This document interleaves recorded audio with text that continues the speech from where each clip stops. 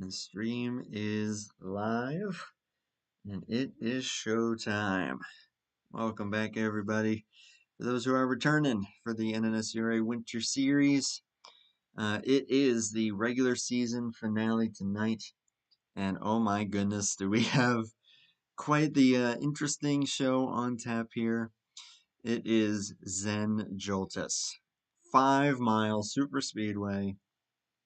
This is going to be something to behold. This track is nuts. I would say it's about as wacky as you can get in NR while still keeping it somewhat realistic. So I think it's going to be quite a way to conclude the first 2/3 of this season. Gonna have 5 races left after this, and yeah, we're gonna be in for a good fight here, even if the chase is looking pretty well locked up at this point. But we'll go over that in just a moment.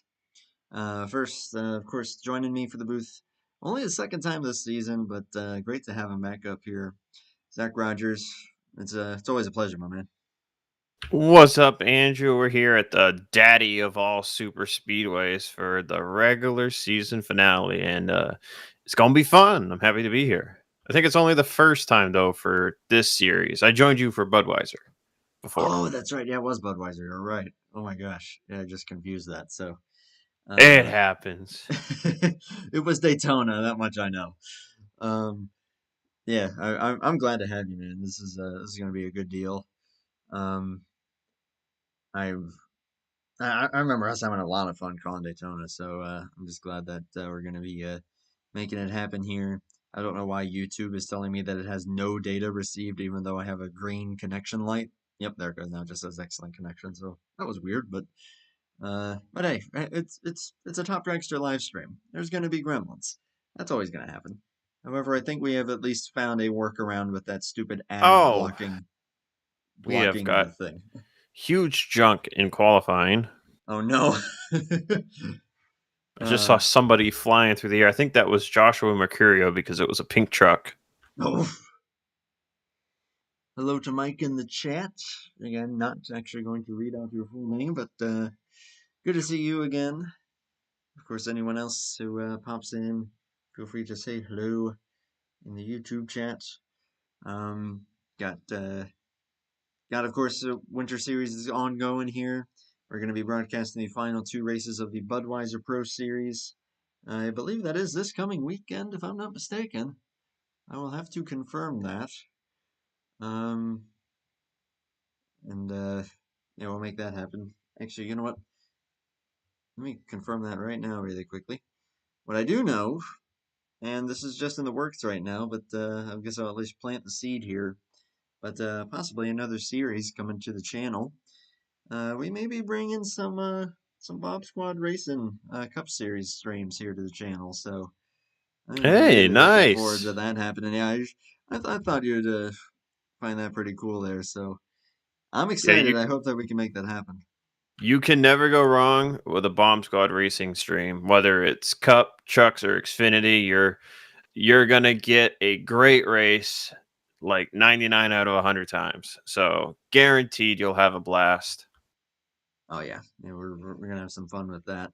Of course, again, just have to establish establish some things with that, but yeah, I'm looking forward to making that happen. It's just a matter of when. And yes, can confirm it is the Pro Series this coming weekend, and then following Sunday, we're gonna be bringing you guys the last 2 races of the season. Forget what tracks those are though. Did Michael say what tracks those are? I have not looked at the schedule in a hot minute. I've got the schedule up here. It is Talladega and Homestead, Miami for the final 2 races. Ooh. And it's points up, I think, right? There's no reset. I think I remember Michael saying. Excuse me. Let me see. I want to say it's just straight up. I think it's been a straight up chase. I could be mistaken, or By maybe us there being, is a reset. I am showing championship final 4, so whether that Oh, means, it's not winning you're in. I think is what Michael said. yeah, I think that Don't sounds about quote right. me, but I think that's what Michael said. I think that's what he said. No, you're good. Yeah, I'll definitely have to confirm. obviously we'll get all of our confirmed answers before the Talladega stream, but no, yeah, I'm excited for that one. I'm excited for this one. Zen Joltis, my goodness, when was the last time I've seen a race done here? This is going to be something. Let me get this open here. Mike, I do remember that as well, and yeah, I think just a shift in audience, honestly. But I think as we continue to maybe get some new series here on the channel, I think that number might pick up. But I'm not too worried about the numbers too much. I'm just more worried about getting the word out about NR, having a good time. Really, those are the two main objectives here. So. I will say, from my point of view, there is like a decline overall on the last like year or so for NR broadcast viewership, but it also depends what the league is. If it's a league that gets a lot of people in the race and a lot of people can't make the race, then the viewership tends to be higher. We've seen that with Maverick Cup Series streams. And recently, I've also seen that with an IFAR stream.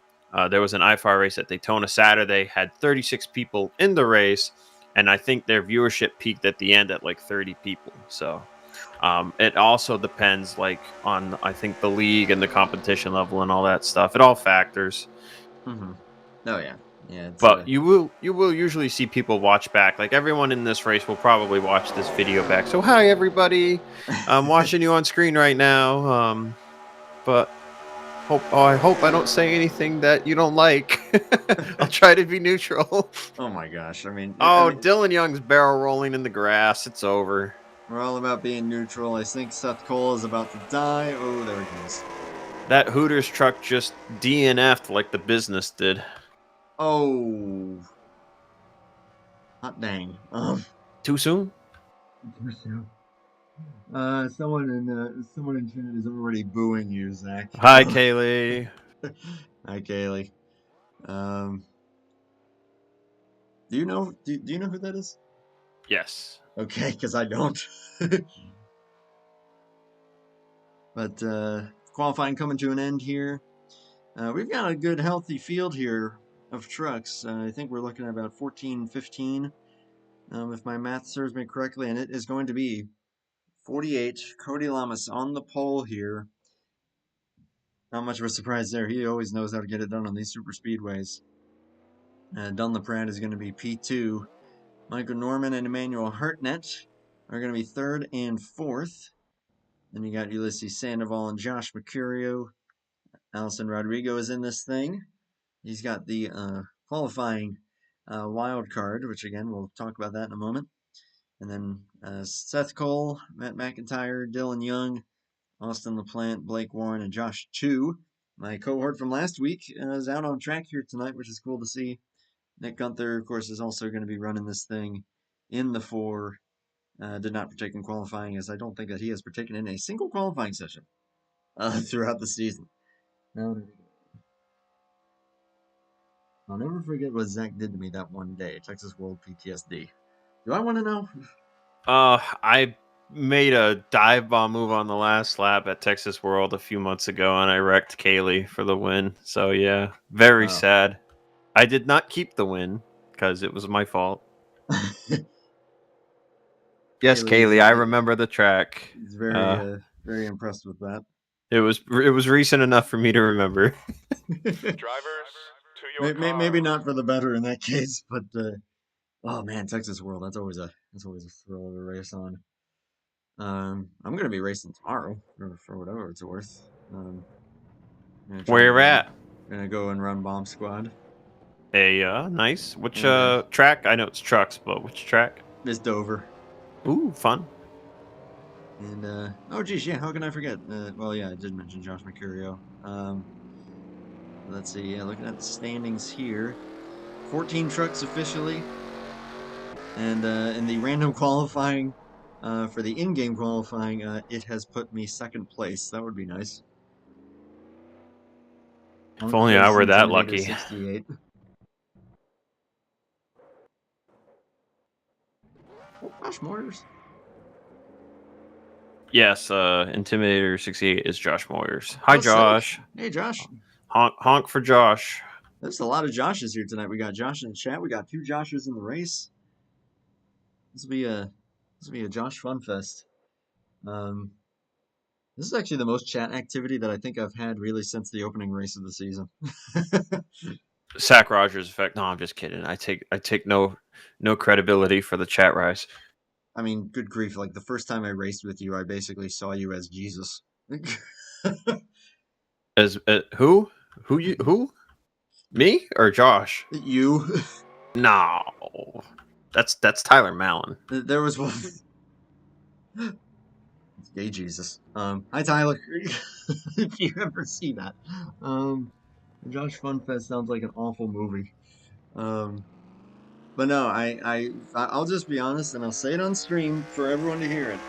When I first raced with guys like Zach and like if everyone knows KJ Kilojoules, or guys like Brandon Honkin, or any time that I would race with them, there was one point in time that I was just like, oh my god, they're so good.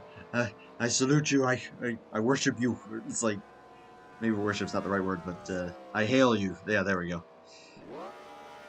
And now we're just buds.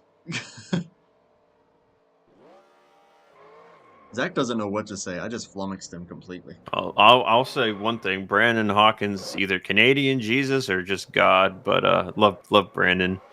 He's doing big things nowadays, so happy for him. Yeah, shout out to Brandon Hawkins as well. So if I'm looking at these points correctly, we have several drivers locked in. It's Nick Gunther, Ulysses Sandoval, Josh Mercurio, Jack Merkel, who is not here tonight, Emmanuel Hartnett, Cody Lamas, Seth Cole, and Austin LaPlante. And then I see 2 W's. I don't know what the W's mean. So the W's are locked in thanks to their wins. Okay, so McCurry, who is not here tonight, and then Dunlap, who is, and then I know from asking earlier that the Q means highest average starting position playoff driver. So that is currently Allison Rodrigo because of several drivers being locked in for wins. 8, 9, 10. That gives me, I believe, 11 drivers that are locked. Is it a 12 driver field or? The way that Josh was wording it to me was basically like everybody is all but locked in, barring a crazy circumstance. So, I would probably keep an eye on Matt McIntyre and Blake Warren. If one of them win, well, then that's going to shake things up completely. Actually, come to think of it, I think they might both be in. I should have clarified that when I was looking at this with him, and I am so sorry to everybody. I just know that it was basically like, so Josh, win or lock yourself in. Josh just said in chat that it's top 8 in points plus winners. Oh, that's right. Yep. Top 8 plus winners. Okay. So. And winners don't kick people out. So I assume that means it's an undetermined number. So if I'm just going to ask. So I'm pretty sure that means that if anyone wins here tonight that has not already won, they're in. If not, then they're out. That's basically all there is to it. So that's going to put Matt McIntyre and Blake. I'm gonna confirm that one. Yeah. So if anybody new tonight wins, basically, out of the names you just said, Matt McIntyre, Blake Warren, and Michael Norman. I don't know if Dylan Young is eligible. I don't see points. It says I'm not sure if he is eligible. But I think out of those other 3, I believe if one of them won tonight, they would make it. Seth Cole is already locked in on points. So anyone with a Y is locked. Yeah. Yeah. LaPlante is pretty much the last driver locked in on points as well. He's done well enough. He's made all the starts. And he actually has a number on his roof tonight, so that's a first. I'm just going to let Happy Hour finish up here. A couple more stats here for this race. Of course, it's going to be 1 hour long. Lap times for this almost 5 mile track, just under 1.5 minutes per lap. So that's going to be intriguing to see how that will shape into the pit strategy, which from what I understand, you're only going to get about 8 laps on a tank of fuel. If you really push it, you could possibly get 10. So Oh, I'm glad keep you an eye on mentioned that. fuel and tires because I don't have my wheels set up right now, so I didn't even get on track to check anything. You're good, some man. You're good. some driver analyst I am. I don't even know about fuel. Oh, good grief! Let's be real. With CTS fall off at a track like this, you're not gonna know until you got like 5 laps projected. I would assume with the length that it's around 10 because it is 4.92 mile quad oval. When you run Daytona, Daytona's 2.5. Daytona, you usually get 18, 19. So I would assume it's 9 to 10 laps here.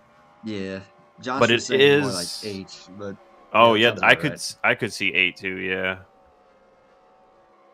Yeah, I don't know what to expect here. I mean, it's just going to throw such a wrench into things, and then when you consider the fact that you may have a whole nother minute and a half to go, even after the clock runs out, this is going to be crazy. And the fact that we then start the chase at the shortest track on the whole season, Ace Speedway, that's Oh, interesting. that's going to be pretty sweet. That, of course, is going to be next Tuesday. We are about to go to the race here. I'm going to hop on and off track here. As much as I would love to have that front row starting Drivers, position, but to that your ain't going to cars. matter in a race like this.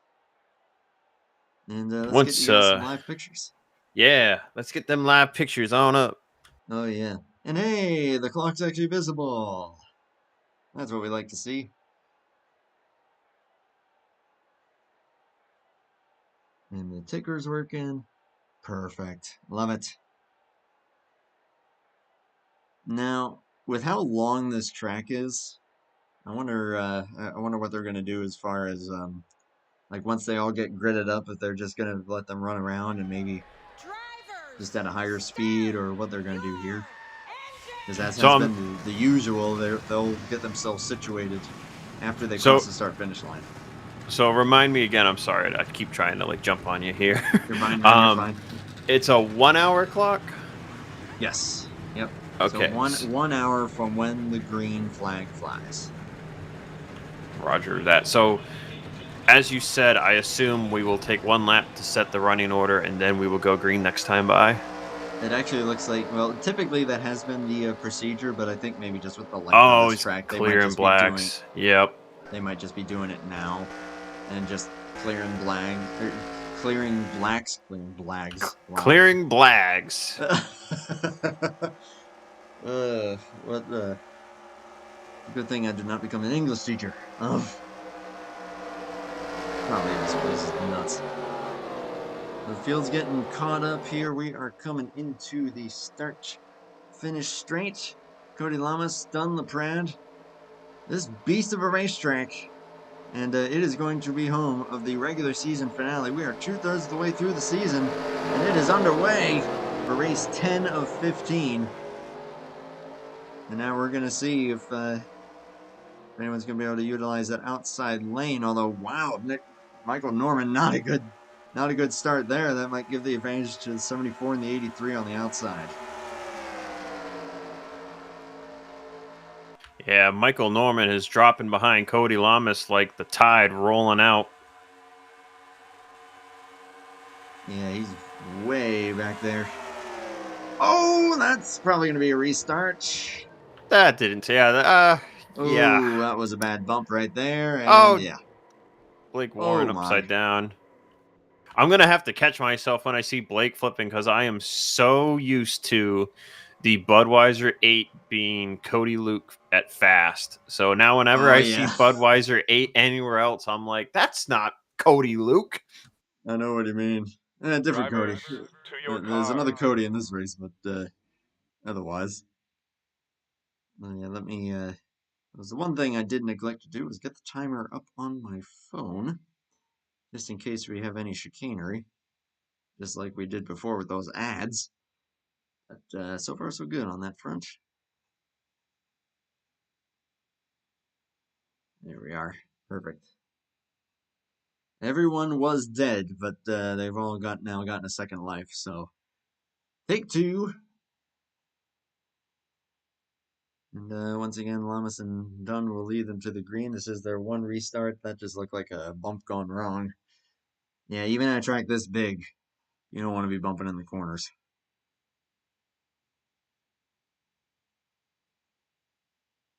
RJ Bishop in the chat says, good thing he's not racing.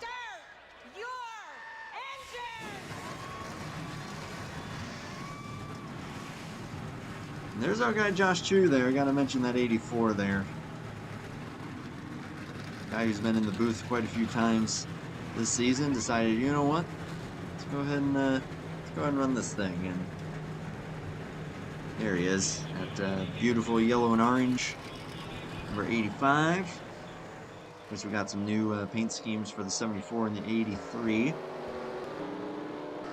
Yeah, Dun LaPrade, I think, is going to be running that X-Side car a lot lately, so I hope he gets to race with it against Tyler Mallon some more, and Tyler Mallon can break out the Interstate colors, so we can kind of get the Interstate X-Side rivalry going here on old NR 2003.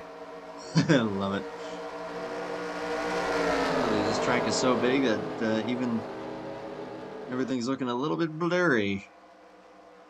But that's alright. It's only slightly, and it's only when we're really up close, so I'm just going to try and avoid that. Alright, take 2. 1 hour has officially commenced. That green flag came out late. I didn't even think we were going to go for a second. That was right at the start-finish line there. Michael Norman, I think, maybe have learned a lesson there from that first start.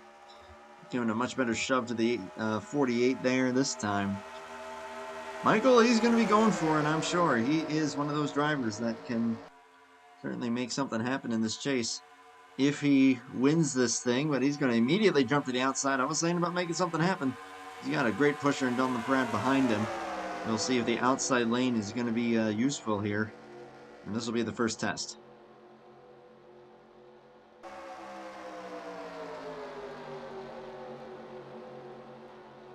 So we should see some pretty good runs here. I noticed during qualifying that if you're...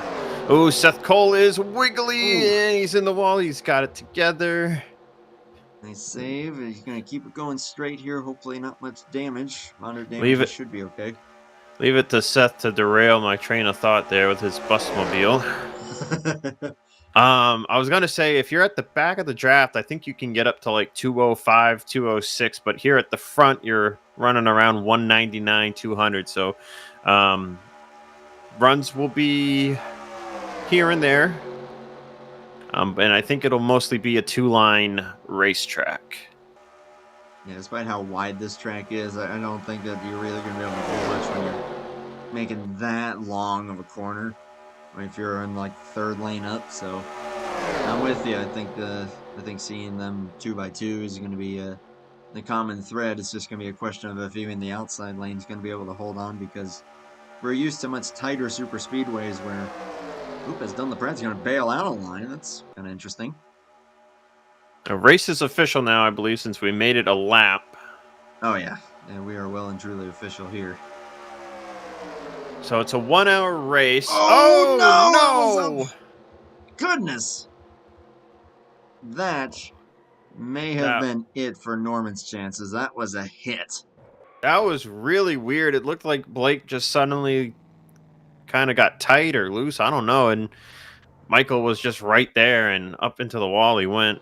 Yeah, Blake came up just a skosh and got into him, and golly, it's like he instantly just got hit with a gun or something with how quickly he flew up to that outside wall. That was painful to watch. I know no intention, of course, there, but man, these high speeds, it doesn't take much.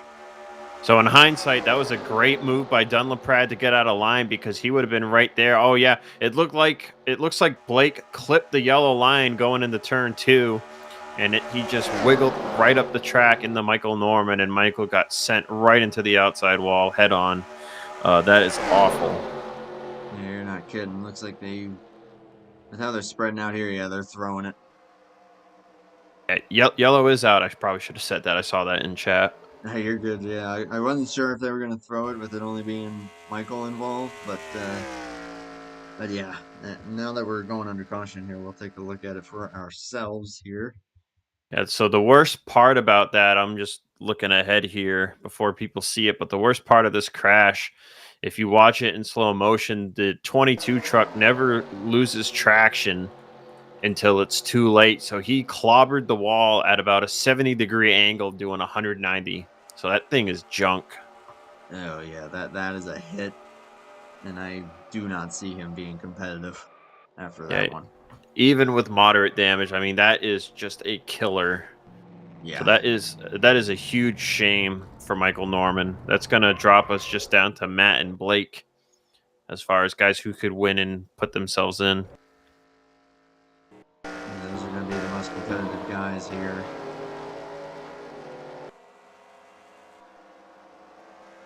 I'm watching. Pacing's going to work here. This will be interesting. I'm watching Michael right now by himself. He's only hitting about 178 by himself. I think they could get up to like 185, 187 before when they were clean trucks. So that is tough. Yeah, he's going to be hurting. That's a bummer.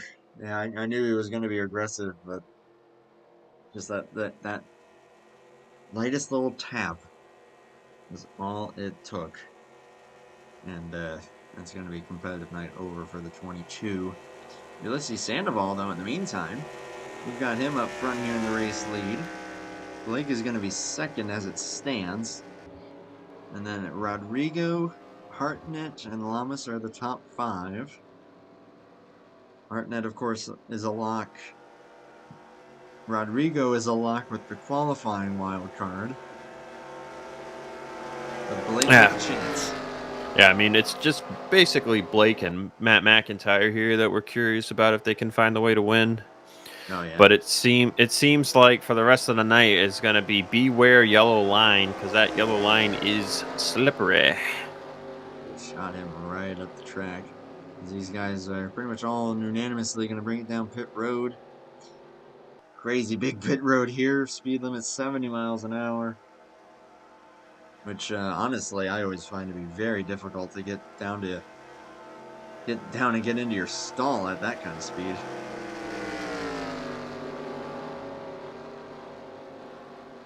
Yeah, so that is one thing to think about here, is if we do go long enough for green flag pit stops, which doesn't take much here. It's 9 laps, but a lap does take a minute and a half. So you're talking about 3, 6, 9, 15 minutes, I think, somewhere around there.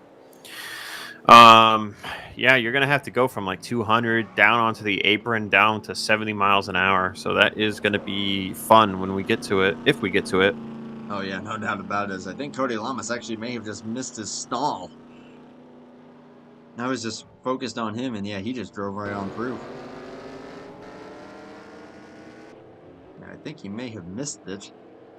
Hartnett and Gunther are going to come out here. Everybody else is kind of coming out as... Ulysses got a black flag, I think.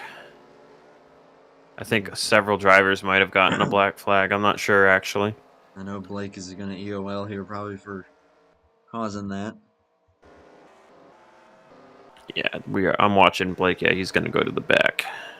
22 appears to have retired and has done so.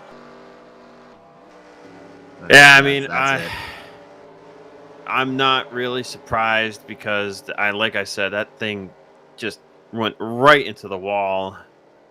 Then he wasn't even going to be able to keep up. So, I mean, it was win or nothing. So I think, why suffer for another 50 minutes? Yeah. Yeah, you're just going to be kind of putzing around out there off the pace. So Cody Lamas is going to be the race leader here, maybe not exactly by his own will after missing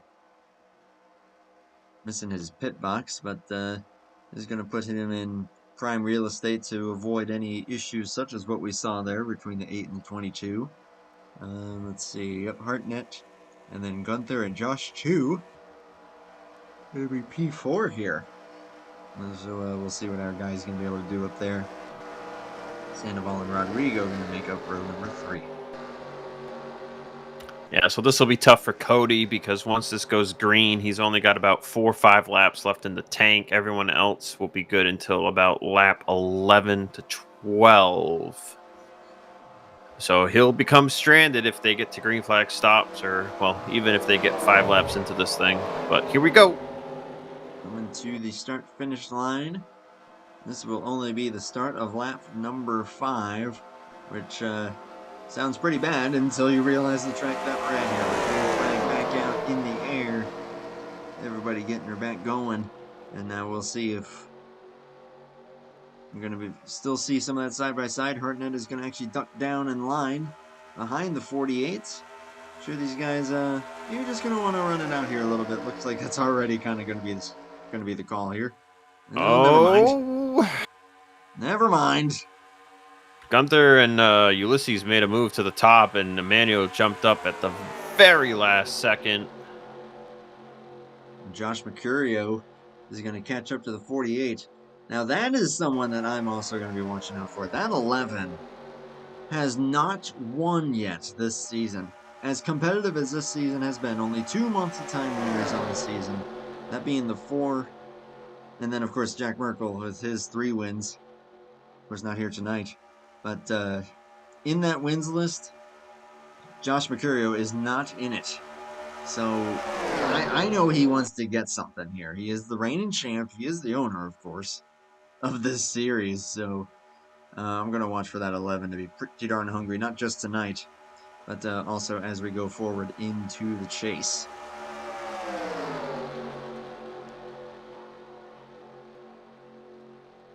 '83 and the 4 holding their ground up there on the outside lane, doing a very good job so far. I know that Gunther is a great pusher. Wouldn't be surprised to see these guys be pretty competitive. Mercurio make it 3 wide up the middle. And Mercurio made that move kind of close to the quarter panel of Cody Lamas. Yeah, I'm surprised that he went for it, but wanted to give it a try. And what that really did was it kind of shuffled everybody around here. And Cody Lamas pushing Ulysses, but now there's only 2 of them down there. Oh, that's Blake in the wall. Spinning with Josh 2. And that is going to be, I think, another yellow. Well, actually, Josh 2, a good little recovery from that spin there. These guys are going to be racing back. Haven't gotten a call yet. That was a multiple, so I wouldn't be surprised if Yep, yellow flag is out. And yep, there it is. So racing it back to the line. 48 pushing 96, 11 being pushed by the 83. We'll see how they're going to come back around this time. East lane pretty stacked here, a little squirrely, but that was just a weird bump. Blake Warren gives a bump to Nick Gunther, and then Seth Cole, 4th truck in line, gives a bump to Blake, and it looked like a fine bump, but it just upsets the 8 truck, sends him up into the outside wall, and then comes back down. Josh 2, nowhere to go. But doesn't appear to be any major damage, I think, here. I think they should both be all right. Let's go ahead and have a little look here. 8 and 85 this time. Boy, Blake's even this early on, he's been in for it here. Oh, I think what might have done it is when Seth went to bump Blake, he turned to the left. And even though he still hit a majority of the bumper, he was turning to the left, and the difference in motion sent Blake to the right. Yeah, you can definitely see what you're seeing there. Credit to Dylan Young, going all the way down to the apron, keeping it straight, and managing to miss all of that. That was pretty impressive. Give you one angle here this time. Yeah, I think that was just kind of a bad time move there for just that little shimmy from Seth, and maybe at the same time that Blake may have been blipping off the throttle so that he didn't cause a bit of a stack up there. So. Well, another yellow, and we've got Ulysses leading the field once again. We'll see if this time he can keep the lead. coming out of pit road, and Cody Lamas, that yellow is his saving grace. Don't miss your pit stall this time, good buddy. Yeah, but I'm with you. Yeah, he needed that for sure. He did not want that thing going green. So, but yeah, I mean, it just goes to show how difficult it is. Just getting into your pit stall. Pit road is easy. It's a matter of getting into your stall at these high speeds. I'm sure we'll probably see everybody come in. Hartnett's kind of teasing, maybe not, maybe yes. Oh, Mercurio was thinking about it. He gave them orange cones a scare. Someone's life flashed before their eyes there. Yeah, Ulysses, who's certainly made a name for himself in these super speedways. Bring him down here once again, as you said, from the lead. Josh Mercurio, P2. Lamas Hartnett, and I believe that is McIntyre in P5 coming into pits. All right, let's see how things stack up this time.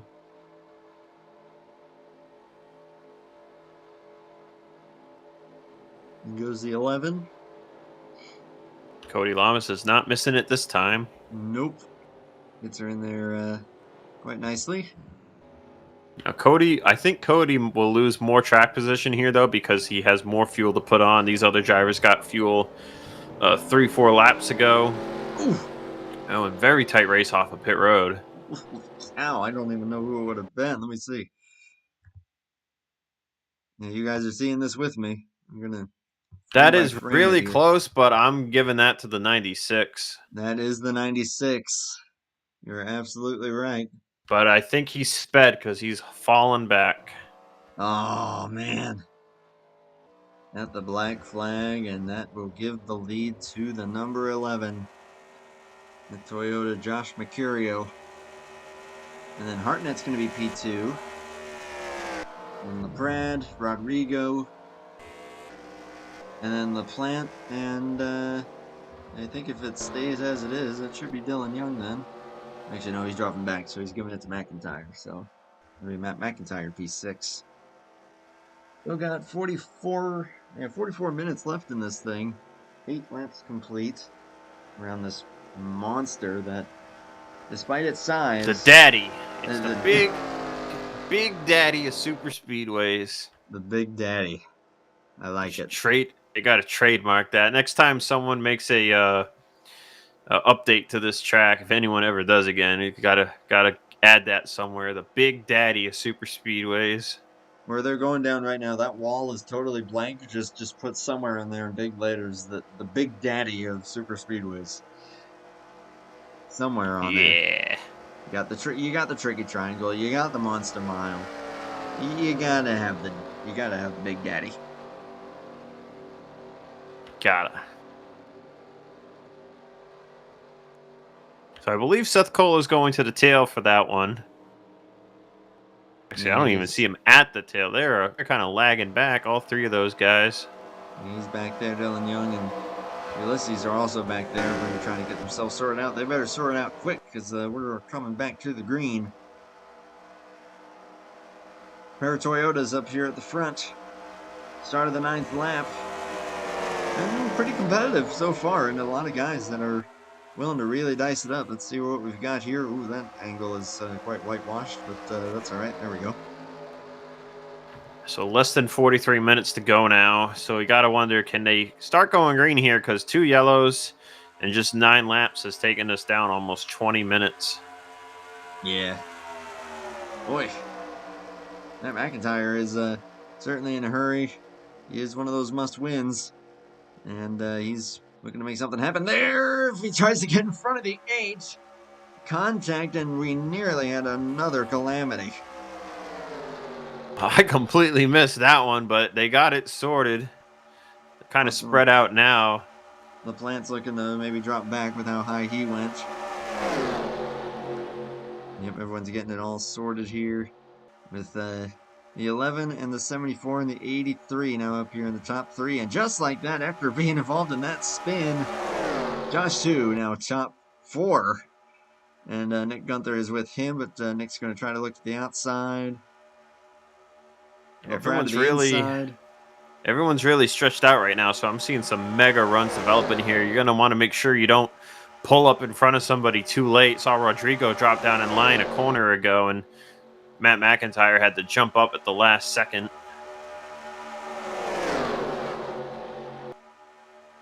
Yeah, I am a little bit surprised at the amount of aggression that we're seeing here. It's certainly making for a great show, though. Nick Gunther now leading the outside lane. Those are some powerhouses there up on the outside. We'll see what they're able to do with that. That's Gunther and the 48. Of course, Matt McIntyre's up there as well. Mercurio's going to try to go with them, and McIntyre wants it all for himself. And one thing some of these drivers could be thinking is, as well, if we've had 2 yellows already, we have another one. And then at that point, like, you want to try to be at the front whenever it happens. You don't want to be the accident. But if it does go green long enough for a green flag stop, you would like to be at the front because it's usually top 3 to 5 guys entering pit road on a super speedway usually form a pack exiting pit road, and then the others are usually left behind. So that'll be one thing to watch if we go long enough for said green flag pit stop.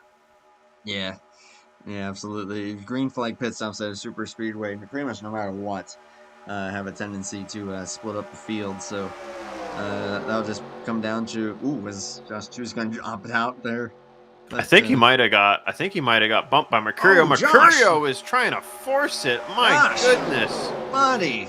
Oh man. Hey, that man's got no fear on him tonight. I don't know if I would have done that though. Oh man. I watched him make that move, and I about saw a ghost. Get it? Oh, that took me a second. Does that ghost have some feel-good energy as well? When you saw it? Yeah.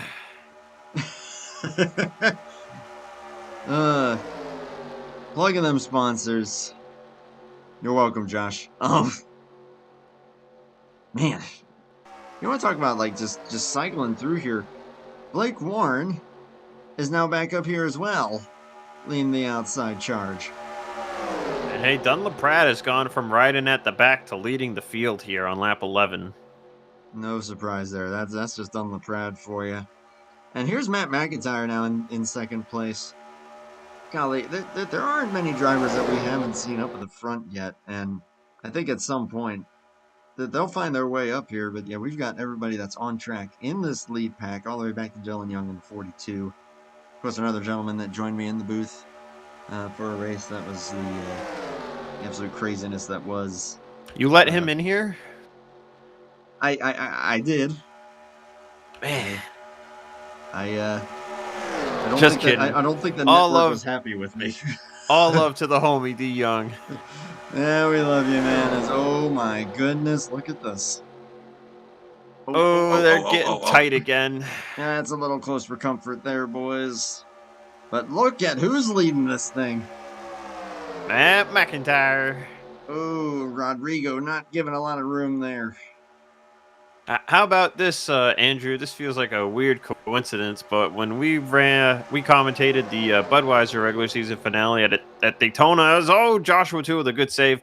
It came down to Blake Warren and Matt McIntyre, but that was for points. This is for winning the race, and you're just in it. It always comes down to these guys, doesn't funny it? Again. That is amazing. Oh, Hartnett! Hartnett got a good shove from Gunther, who was getting a good shove from LaPlante. Oh, goodness. Oh, they goodness. are scattering. We are going to go 4 wide. Well, at least this track's wide enough you can do it pretty comfortably. And Blake Warren said, you guys do your thing. I'm out. Yeah, Blake's going to fall back here, try to get his momentum built back up.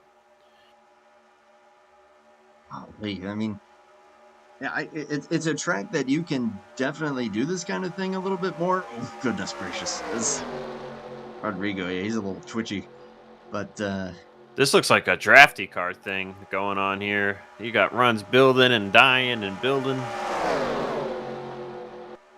Good old drafty car. Once again. Boy, yeah, I'll tell you what, Emmanuel Hartnett, I would love to have him behind my car if I'm on track right now because he's given some great pushes. Yeah, you're absolutely right. Yeah, he's been helping with a lot of these runs, and now he's behind the 5. He's pushing the 74, and yeah, they've just been all over the place. Otherwise, Josh Mercurio, Sucker Holland back here. Nick Gunther pushed by LaPlante and the 48 of Cody Lamas, and we are 5. We settled down a little bit. Now we are back down to 2 by 2. Holy cow, that was something. That was good, like, I think lap and a half. It was only a lap and a half. This track's so long. Oh my gosh, yeah, we are 35 minutes to go, just about 36. And with 2 cautions, we're only on lap 13. Now we see Austin LaPlante, Nick Gunther falling back as the top side, I think, just deformed as, Dylan Young is gonna put it in the wall. Boy, that was weird. I wonder if that may have been him getting into that yellow line, as you said, although I think he's about to... He's calling it, I think. Yep. There he goes. Yeah, I didn't see him hit anybody. He just lost it. Mercurio's now in the wall after contact with McIntyre. Hips it straight. Little kiss of the wall there, but they keep it going. Oh, boy. These guys must know it's a broadcast race, and they're like, oh, he was saying that he doesn't have as many viewers? Well, let's fix that, shall we? We've been holding at a steady 7, so thank y'all, 7 peeps, or however many peeps. I know I'm one of the peeps because I'm on my phone looking at chat. But thanks all y'all watching and supporting Andrew here on the Top Dragster channel. Yeah, appreciate you guys. Appreciate you, Zach, for being up here. And I know that you're kind of expanding your commentating horizons, which is awesome to see. And honestly, man, yeah, I think you've got the right amount of just kind of keeping it fun, keeping it lighthearted, but you also know a thing or two of what you're talking about. Hey, man, they don't like me on the track, but if they want me on the track, they gotta let me in the booth. 2003 Gamer in the chat. If that icon serves me correctly, I think that's DJ Curtis. Yes, sir. DJ Curtis, what's up, boy? Golly, there's some names in here that I haven't seen in a good moment. Picking on through the rest of the field here. Seth Cole has just dropped back. He's going to try to regain his run to hold on to the draft here. Oh, he's actually kind of in marginal territory here. You see, Blake Warren was 4th at the line last time by, and I think he is about 10th, maybe outside the top. And see update. Yeah, P11. Oh, someone's spinning. That's Josh too. Oh, where'd he go? There he is. Caution. Yikes. Caution is out. Caution. They will race it on back here. Yeah, they just passed the line. But we'll watch the race back. Dunlaprad just got left everybody. All right, now is he going to push the 5, or is the 5 going to stay to the high side? Looks like he's sticking with Hartnett. Well, while you watch that, I'm going to go see what happened. You got it. Boy, that 5 is twitchy. Cody Lama's trying to look for the lead here. And now Hartnett's looking to just leave him out, and he's going to do so. Oh, wow. Man. Nick Gunther's going to try to help him out here. I believe that, yeah, we still... the caution came out how long ago, and we still got a little ways to go to race back. Oh, this is hilarious, this track. I love it. And, yeah, DJ, it has been quite the thrill indeed. These guys have not wavered whatsoever throughout the entire course of this thing. Excellent. Looks like the 83 is going to be able to come back to the line here, maybe. Yes. Yep, he's got it. We'll lead it to the line there. Boy, Zach, that's going to give us a good chance to catch our breath. That may have been the most intense run of them all. I mean, it was the longest, but man, it was just non-stop. Yeah, well, Andrew, you know, same song, not so different dance here for our 3rd caution of the night.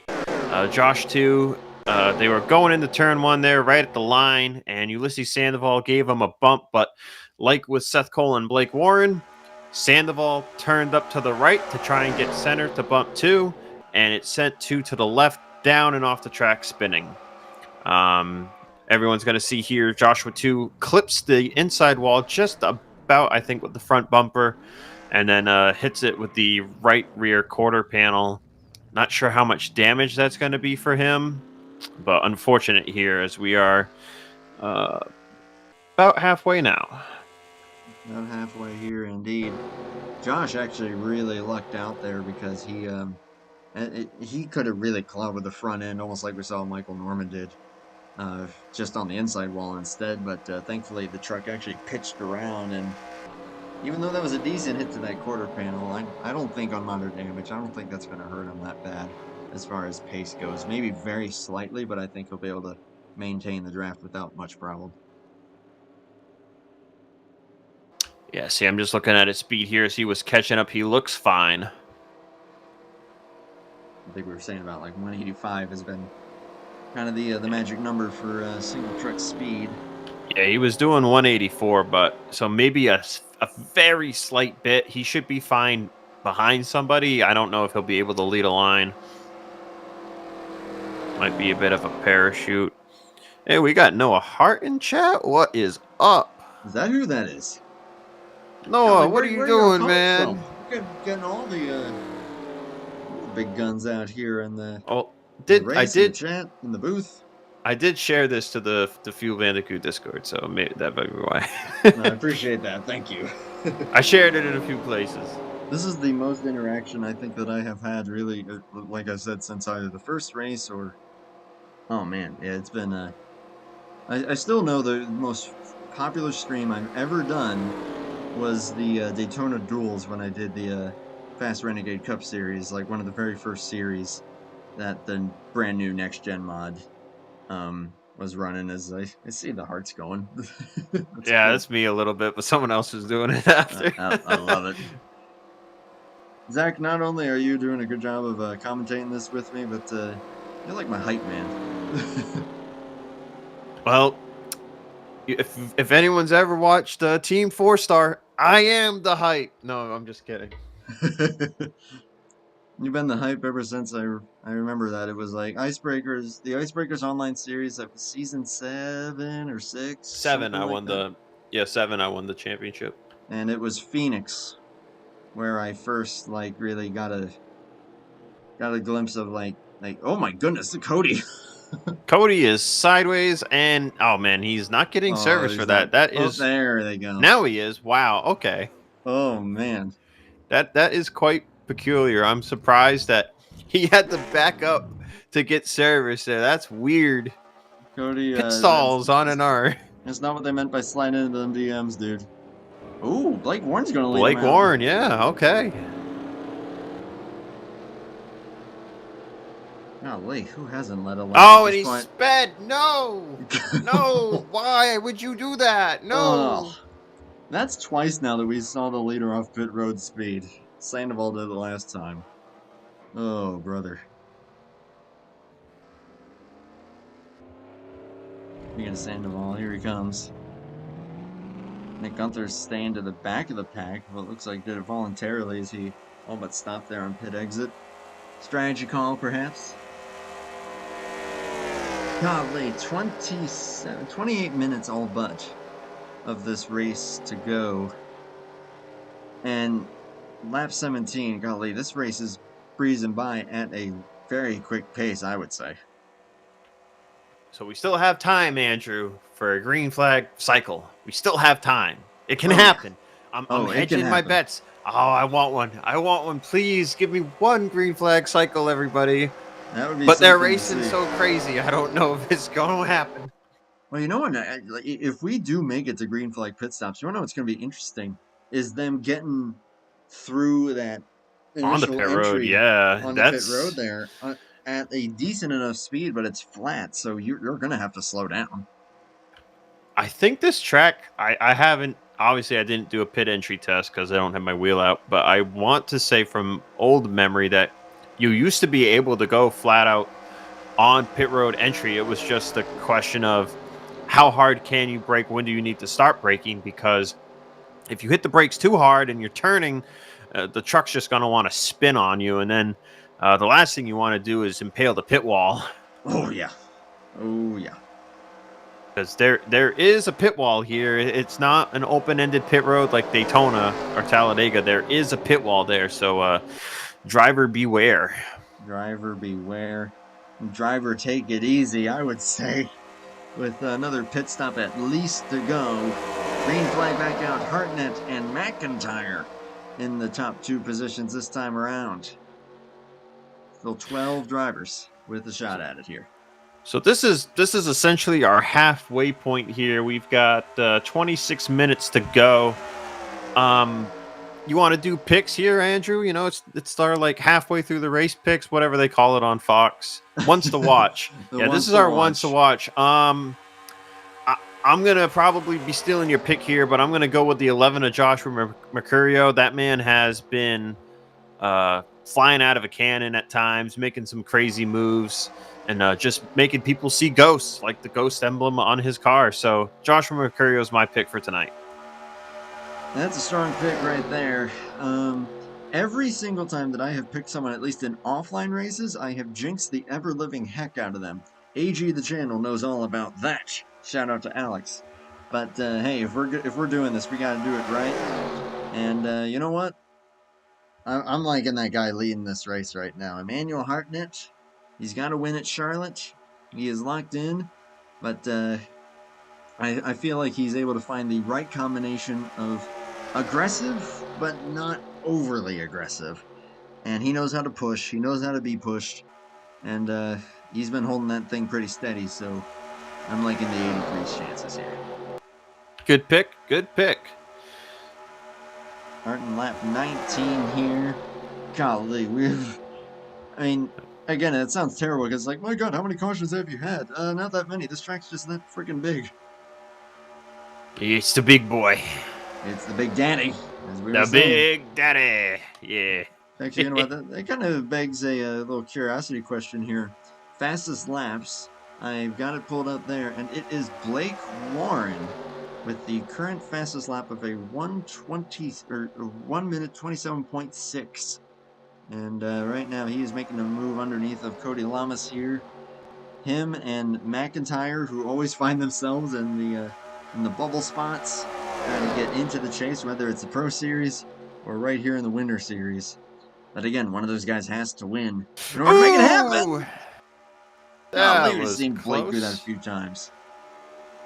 That felt more like Matt coming down more than Blake sliding up. That was close. I got it together though.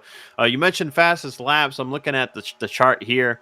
You got 10 people here running a lap faster than a 128.0. I looked at this list like I believe before our previous yellow, and Blake was still the fastest, but his lap time was only a 128.024. I want to say. So everyone has definitely been able to have a chance to get in line here and get the biggest run and set the fastest lap they can. But the fastest lap means nothing here, as Ulysses Sandoval just sets the fastest one now at 127.614. But you got to set up them big heckin' runs. Gotta get, yeah.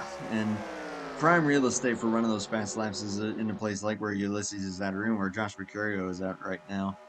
But yeah, you just got to get up there and then see where the momentum is going. These guys are hitting 203, 204 at max. And yeah, them 203 at the very back of this train here, which from what we've been seeing throughout this race, this train ain't going to last. Yeah, it's just been weird bumps that have just been getting these trucks the slightest bit out of shape. It doesn't seem to take much tonight at Joltis. It is a slightly different chassis package than you would normally see at, say, Daytona or Talladega. So I think the trucks might be a bit lighter. They don't have as much downforce as they might usually have. So you get a good bump at Daytona, Talladega. Here, that good bump, if you're not completely lined up, seems to send you around. Yeah. Yeah, it doesn't take much, and as we've also seen that yellow line, normally slick. you don't want to hit it anyway, but yeah, it's caused even more issues with these higher speeds, and it's caused a lot of havoc. So keep an eye on that, and these guys getting kind of like that. Oh no, Emmanuel's going to get left because of that one. Oh, that's iffy, but Dunlaprad's going to be taking it from him here. A little bit of lag there from the 5 of Rodrigo. And we are in more marginal territory here. What was I saying about that single file train not lasting long? Well, look at Seth Cole with a huge run trying to find a lane he can give a bump to. golly, we're almost up as far as they can go here. Cody Lamas with a push from the 8. Oh, Mercurio's got to go onto the apron to get by Emmanuel. Is that legal here? I don't know if that was legal or not. May have been unavoidable, not sure, but oh man, Zach, I'm getting too old for this. My heart got taken. I'm just kidding. You're getting too old. Oh man. Dare I ask your number in age? My sir? number is 27, closing on 28. Oh, you only got me by a year. Okay. Okay, I was gonna say, I think I'm older than you. As LaPlante is now on the apron. Man, somehow held it wiggle, there, wiggle. The 8 is alongside the 48. 78's being aggressive. Seth Cole's trying to get a third line going here with Ulysses and Emmanuel and Matt. Joshua 2 is trying to figure out what line he wants to follow because every line has about the same number of trucks in it right now. And that is going to determine which line gets the most momentum. As right now, it looks like the middle and top are about even. Bottom seems to be preferred. And they're able to get a little bit of an advantage here as they have the 48 back out front here. 74 is there. I saw that. Yeah, Blake Warren, I think, was thinking, oh, and Emmanuel Hartness he's going to go around. airborne. What's the inside wall here? Oh, Grip Matt flip. McIntyre's grip flipping. That's a yellow. What did I tell you about me jinxing people? Well, you see, I wanted to say it before when he got left, but I thought it was too soon, and so I guess it happened anyway. It happened anyway. That's just the top dragster Andrew Miller jinx right there, and it has happened again. Don LaPrade and Allison Rodrigo are going for the race lead here, as now LaPlante with a big run. Mercurio with a big run's going to get in the Blake Warren. Mercurio's going to leave LaPlante. Now, let me tell you something. If these guys all pit here, that is going to be mighty. Oh, goodness. If they get the chance to pit at this rate. You want to talk about jinxing people? I'm watching Josh about to bin it over here. Well, he's coming up to second place here as we're racing back to the line. This race has been delivering from start to what will be the finish here. Ooh, Rodrigo, little wiggly wiggly. A run here from Mercurio, not enough. Don LaPrade will lead them to the stripe. 18 minutes to go. And that was Hartnett and McIntyre in trouble at the back of the field. Let's take a look. And this is going to be close on fuel because I think a full fuel run is about 14, 15 minutes lap time wise. So this could get close. Oh, if they don't get another one.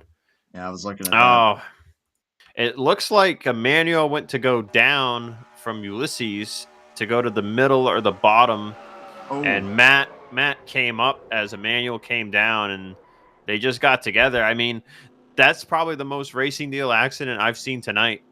Yeah, I would agree. You know, just both guys, they wanted that same spot, but with this track being so wide, you really can't see in your mirrors that well. Or even if you're running far chase, I think that might even be outside of like your visible zone, I guess you would call it. Unfortunately, poor Matt McIntyre grip flipped as he locked up the brakes. He only barreled twice, though, I believe.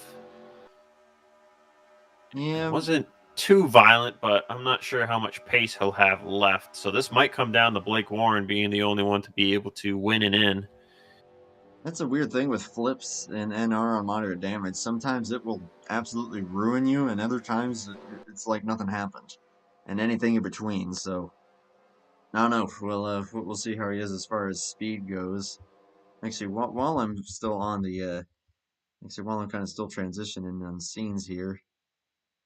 Let me see, no, he was getting up to 184 there by himself. Granted, Hartnett wasn't that far behind him, but I don't think that he was being that much of an influence as far as speed goes, so I think he's going to be okay.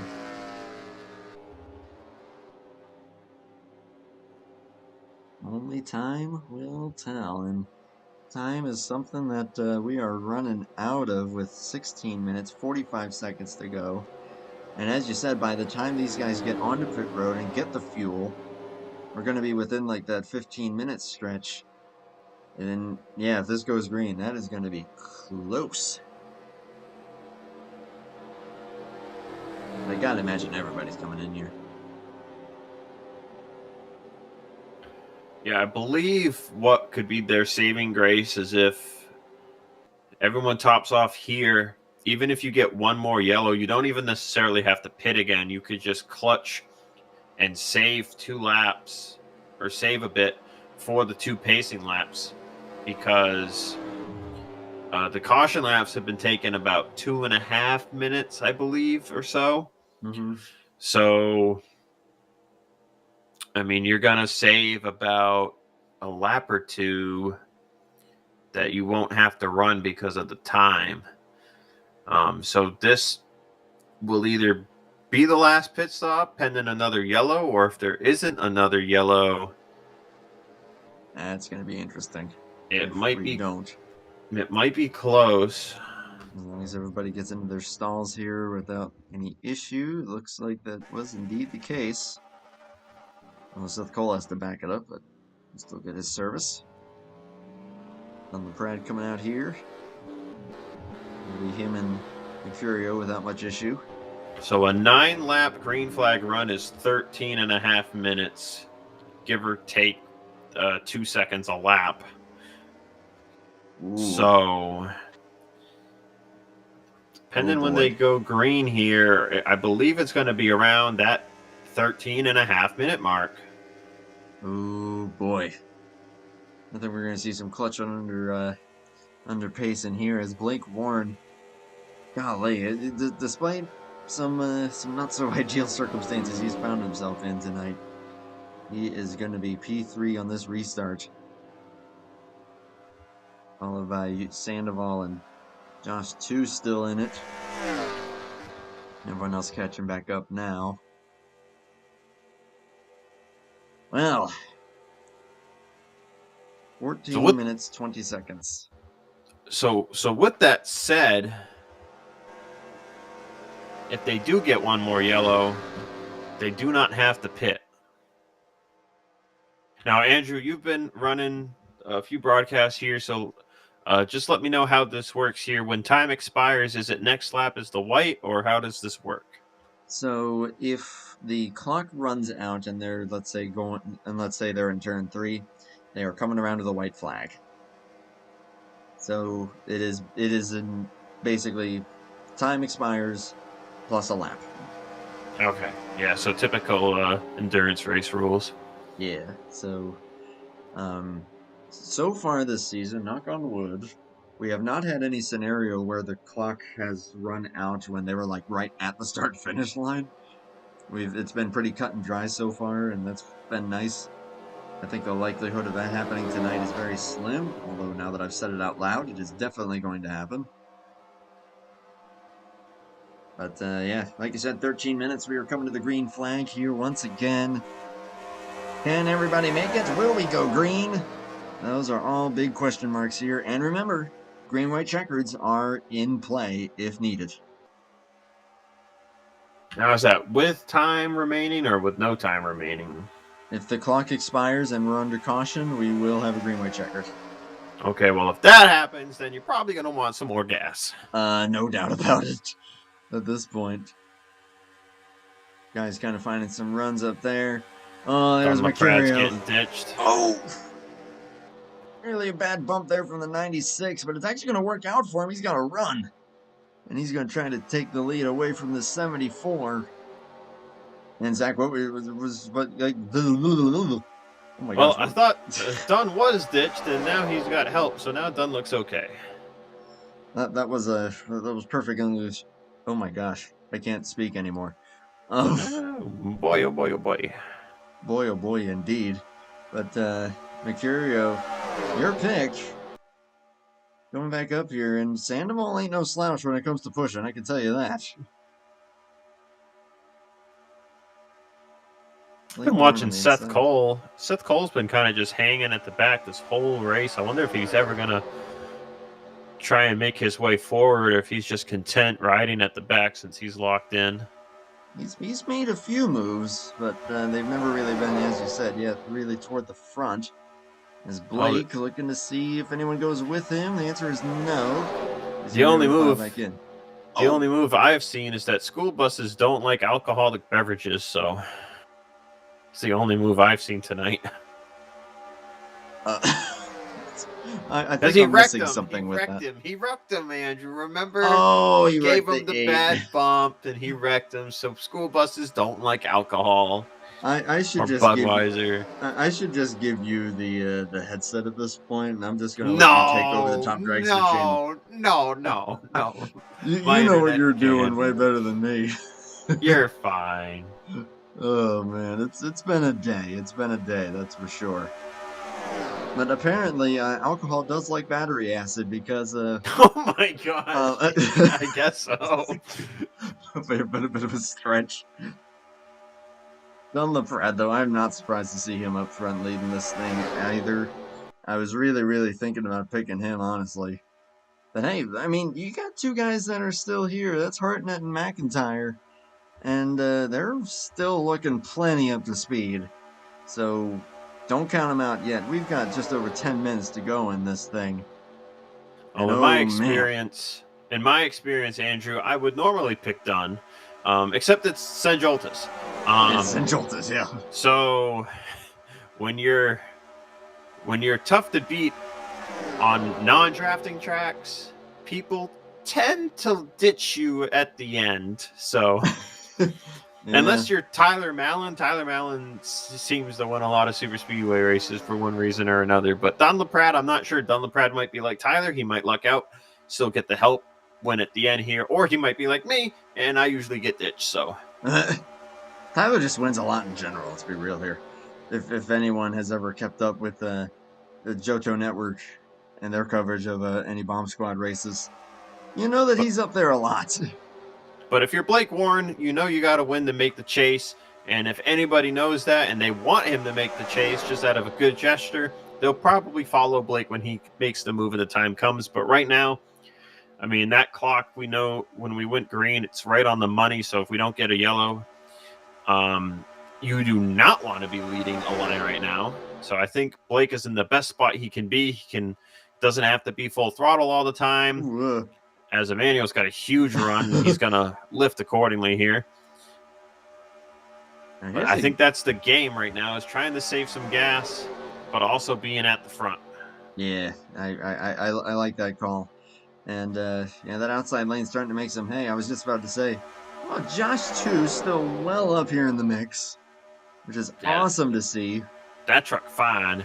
Emmanuel's truck is fine, and Matt's truck fine. They're all fine. There's some mighty fine trucks here in the school bus, and we got some issues for even the lagging Rainbow Warrior there. He's going to go to the back. Only truck that's not fine is the truck out of the race. The two of them. Oh, there's two out of the race. Oh, yes, Dylan Young. Well, Dylan's truck was fine. He just lost control. Yeah. Maybe had some kind of a technical issue, if I honestly had to guess. Oh boy, 8 minutes to go. I sense a storm brewing here, honestly. From what we've seen, this is going to get nuts.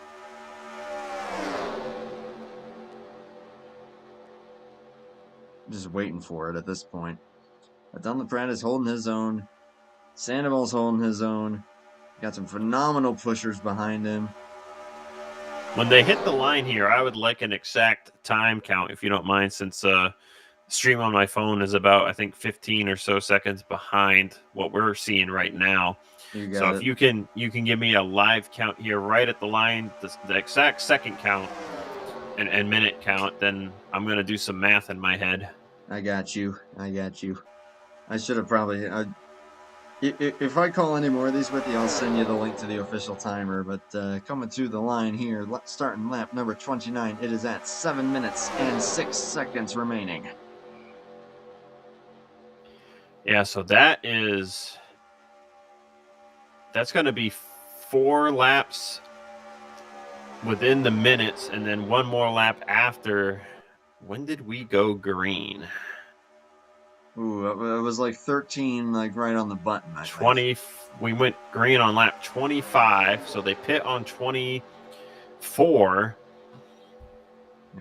So they're about halfway. Oh man, this is going to be on the money, Andrew. They are going to be, I think, completing 1, 2, 3, 4, 5. So they're completing 5th lap under green, 6 laps total with gas. Oh, this is tight. I think they're all going to have to go in for a splash. I think you're right. I'm not seeing a whole lot of saving going on here. I think they've all said, nah, the heck with it. They know they're going to have to. They're either going to all be pitting for a splash right at the white flag, or they are going to try to run it out. Well, but this track is too big to do that at, Andrew. I mean, it's 5 miles almost. You can't coast around for 2.5 miles. There's no way. I mean, if anyone's going to be able to pull this off, it's Seth. Because I know he's been saving. He's definitely been lagging back and saving. He's hoping it goes green. So that's 6 laps complete from the pit stop lap. There's just no way. Now that we're mathing it out here, there's just no way. The timer is at 5.5 minutes. It was at like 5:37 at that moment. Yeah, so they have 3 more laps, so that's going to be, they might actually have to pit coming to 2 to go. What would be, it would be the last lap under the timer, and then the white would be after now, which... Oh, yeah, that's the thing, because, if they're in turn 1 and the timer runs out, well, you still got a whole nother lap after that. Yeah, so if they hit the line and the timer's at 35 seconds and they go to pit, then they still have to make the lap out of pit road and then another lap, correct? It would be 2 to go at that point. Yeah. I think if I translated that correctly, yes. So, yeah, we're at 4.5 minutes. 4 minutes and 30 seconds as of right now. So I think either this time by or next time by, we might see people hit pit road for gas. If it is indeed an 8 to 9 lap tank. Yeah. Seth might be able to stretch it a little bit longer, but I just don't see it. I just don't see him being able to make it at all. No one has posted, so I'm going to assume if anyone has to pit, they're going to be pitting next time by. That wouldn't surprise me. We have gone 1 lap under caution and 7 laps under green, so I believe this would have to be the pit lap. What I am amazed at, though, I was thinking that this race was going to be way more inside lane dominant. They are dead matched. Look at this. They have been side by side for a couple laps now, and I am impressed because on a track this big and this gripped up, I was thinking that it was going to be just an inside fest. Yes, indeed. I mean, I'm very happy to see that the outside's working. We've even seen the top work a little bit. That's going to be a wreck. Big problems for Ulysses Sandoval and Cody Lamas as it's raced back now. And I was just about to make a point saying, even if we have a yellow now, since it'll be a green-white checkered, I believe, you're going to have to pit for gas now anyway.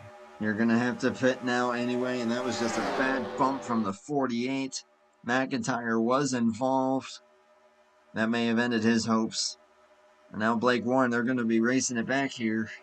Mercurio's making a move to the top on Josh 2. Blake Warren is looking, but no one's got momentum. Hartnett and Gunther with a bit of a run, but they are not close enough. See if Josh is able to give any push here to Blake. He's going to Blake's going to pull out now. Josh going to stick with Dunn. Dunn is our leader here. And now... yeah, we are definite green-white checkered territory now. And that... oh, Sandoval's done. His truck's cooked. Yeah, he was smoking. He was upside down at the end of that. It's like when you're grilling hamburgers and hot dogs and you have to, like, run away for something and you forget all about the grill, and when you come back, it's just dust. This charred mess. And yeah, that's about what his engine looks like. I'm trying to see how this started. It looked like he just kind of got hooked off the corner. Yeah, I think that's just a bad bump. Oh, man. Yeah, he took some hits. And upside down. Oh, yeah, he bumped him. He gave him a nudge right off of turn 2 there, and it just sent him around and flipped him over. And Matt McIntyre had nowhere to go. No. Bit of a hit there for Cody, but I don't think he'll be in as bad a shape. And every single wreck that we've seen pretty much has been the slightest of contact, the slightest little nudges. And that's been it. And that's just how fast these guys are going. It's green white checkered territory pretty much officially here with us being now at a minute to go. Excuse me. Yeah, even by the time they're probably coming off pit road, the time will be expired. But now here's something interesting. They are going to have to make it a full lap, or else we do it again. But yeah, everyone's going to be pitting here and probably making sure that they get a little extra in the tank for that very scenario.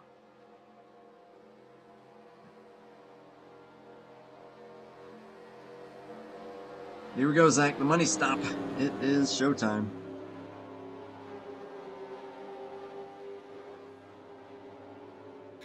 So it looks like I might have been mistaken. I'm asking chat if our drivers, asking our drivers if anyone was going to have to pit there if it went green to the end, and it looks like people are saying no, as Emmanuel Hartnett is actually staying out. Ooh. So I'm wondering, is it set to 1x instead of 2x? It must be 2x. I mean, maybe, even if it was timer hitting 0. Even if it was 2x, Emmanuel would have pit right there, but he just stayed out. Seth Cole stayed out as well. Now those two were at the rear. They may have been saving. I want to say it's, and Hartnett is still hard on the clutch. Yeah, I'm thinking it's still 2x, but maybe it's 11 laps instead of 9, so they might be able to make it.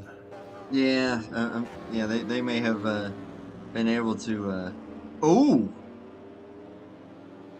that's interesting. Josh Chu is going to be the winner off pit road here. Yeah, I believe you would only need a half a can for 2 laps, but if it's unlimited attempts and you get a wreck right on the first lap, then you're going to have to come back down.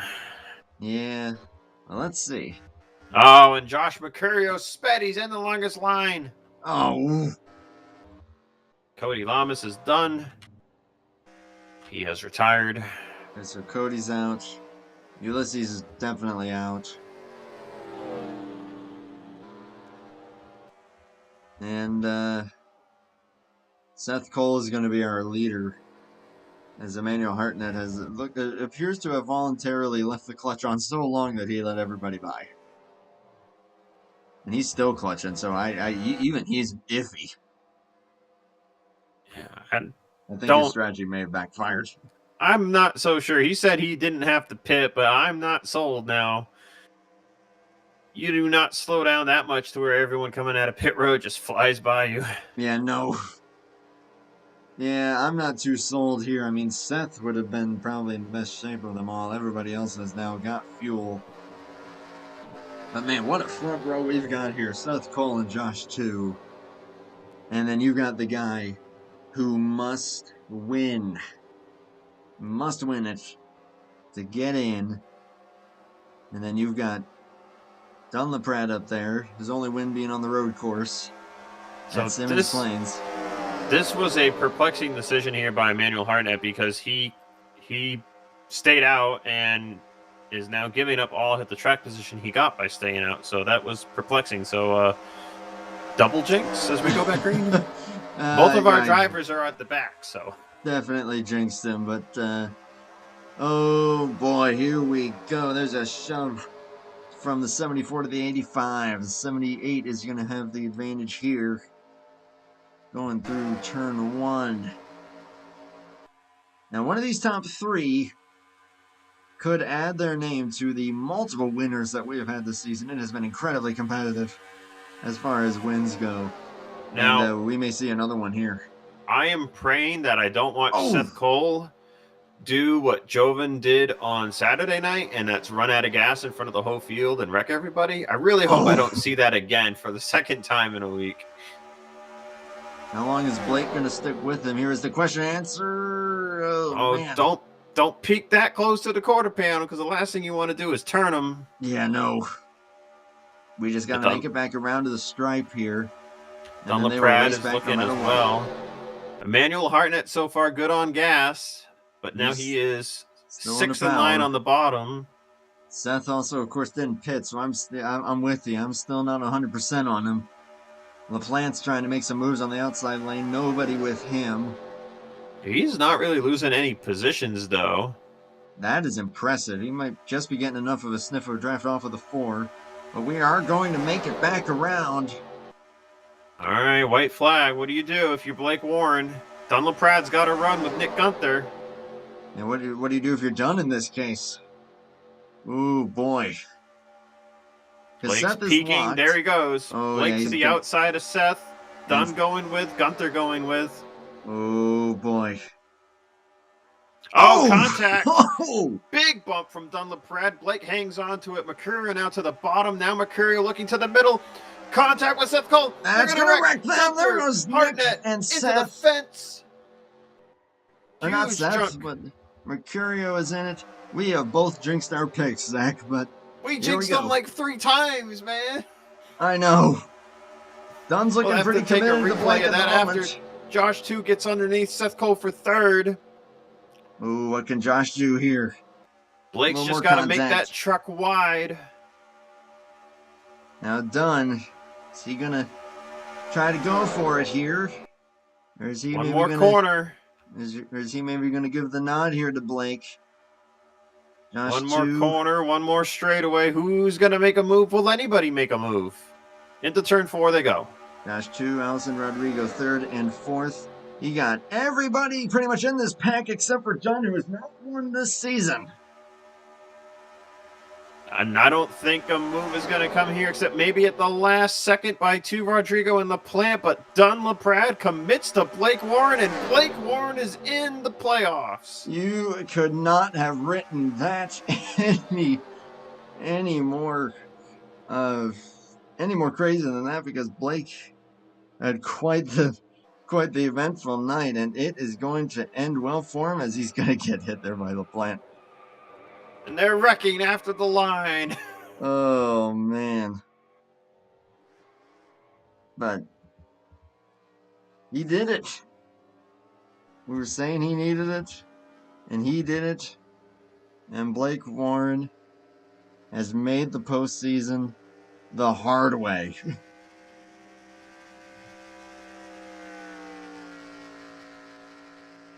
The guy who's had his fair share of ups and downs was even in the booth for that race at Simmons Plains.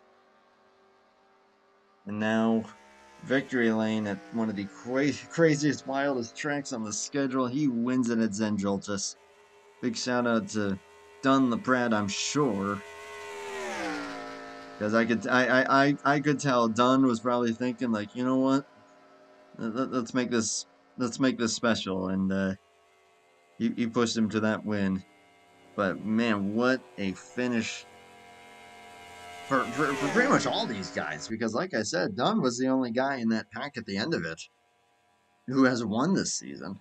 Everyone else was going for win number 1, and again, I just really cannot emphasize enough just how much that winner list has grown throughout the entire season. Indeed. So, just to highlight that wreck, I had been talking about it, I think, the whole night, how Joshua Mercurio would make some pretty risky moves, would be really close to someone's quarter panel when he would go out to make a move for a position. And it caught up to him. I knew I was watching a risk-taking being made, and, it worked for him for a while, and I give him props for that. But right there, the hole just kind of closed up, and a little bit of netcode contact there with Seth Cole. Just got Mercurio out of whack and sent him up the track into Nick Gunther, and Mercurio made ghosts out of Nick Gunther and Emmanuel Hartnett, maybe even a ghost out of himself, but Hartnett and Gunther are the ones that went in the catch fence. So Want to give a big shout out to Josh Mercurio for being the Big Daddy Super Speedway Wrecking Ball of the night. And congrats to all of our playoff drivers, and congrats to Blake Warner on the win.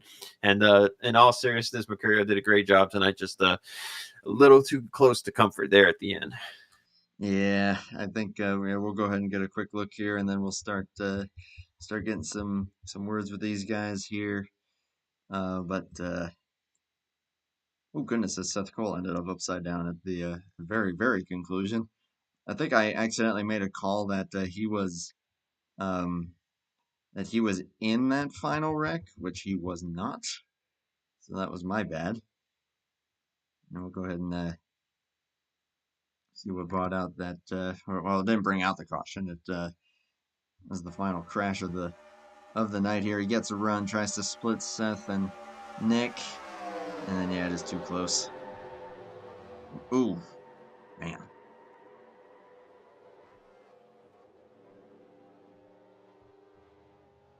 Yeah, this is why I was reluctant to pick really anybody once you asked, because I knew as soon as I said it, that was going to happen.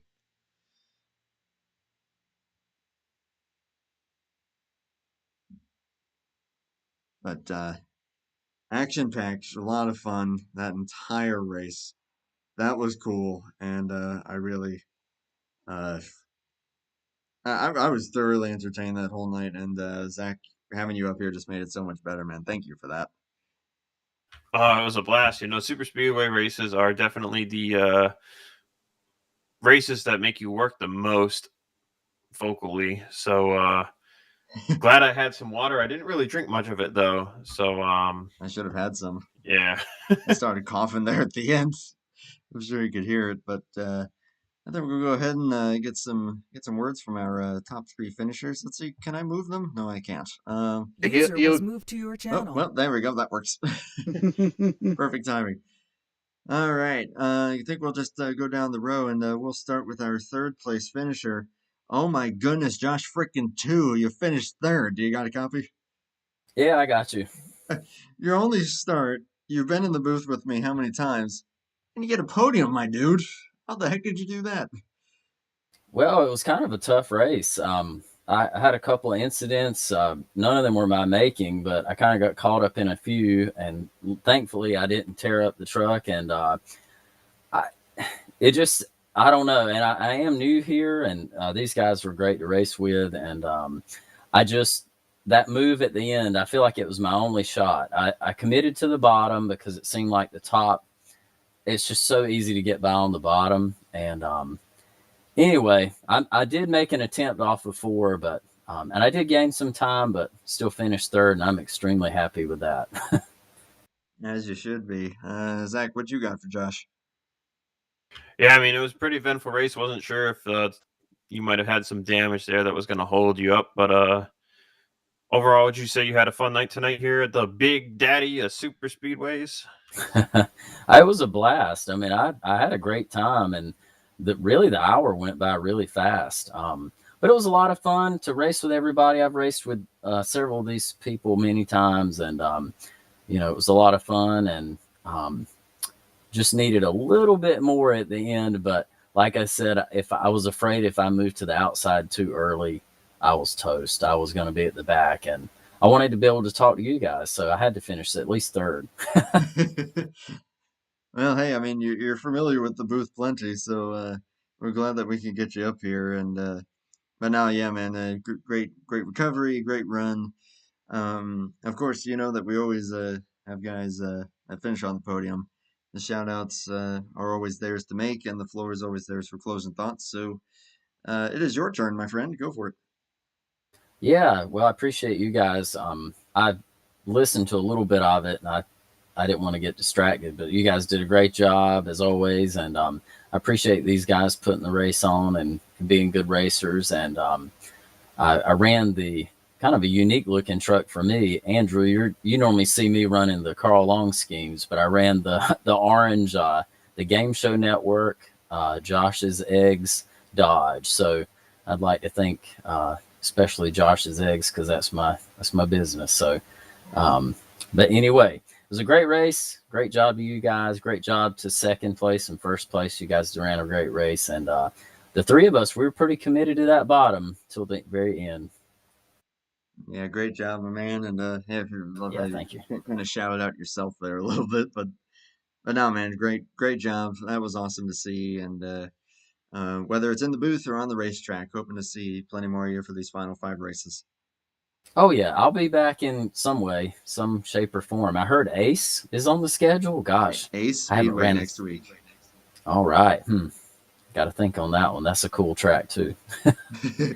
Hopefully, appreciate so, you guys. Right on. Good job, man. Take care. Thank you. 3rd place, Josh 2, showing that he still got it. But speaking of still got it, Dunlap with a P2 finish there. User Do you disconnected copy, from your good sir? channel. Yes, I do. Right on. Yeah, you were one of the more regular staples up front there.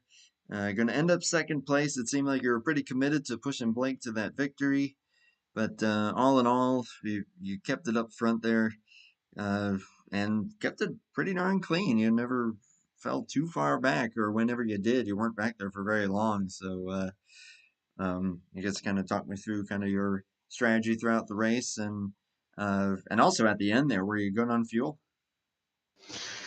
My race was, the first like 5-7 laps or so, I was just kind of riding the back, and I think after the first lap, the outside wasn't like getting anywhere, and I just kind of felt like that it wasn't gonna work out well for me, so I dropped to the back, and little behold, there was a wreck that happened at that exact spot, the pack, and unfortunately I bailed out because that probably would have ended my race there. And after those first 2 cautions, I just trying to get up to the front and stay there, hopefully to try to control the race for the most part. And I know that pit stops were going to be critical if we had them, but we, did not get any round of green flag pit stops at all. So that was kind of an advantage for me in some ways.